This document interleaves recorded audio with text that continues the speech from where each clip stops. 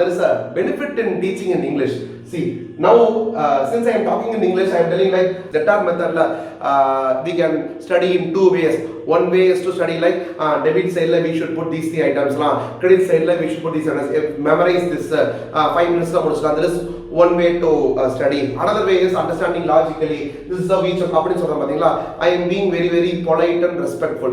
But if I am talking in Tamil, if I am talking in teaching in Tamil, debtor மெத்தட்ல வந்து debit சைடுல இதெல்லாம் போட்டுக்கணும், credit சைடுல இதெல்லாம் போட்டுக்கணும், இப்படி போட்டா ப்ராஃபிட் வந்துடும் அப்படின்றத எவன் வேணா நடத்தலாம்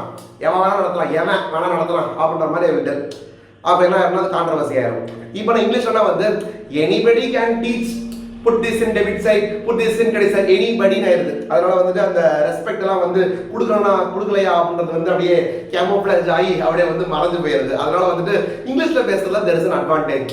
Anybody can teach, put these items in debit, put these items in credit, but that is not how you should study. எப்படி படிக்கணும்னா so let me get back into the question.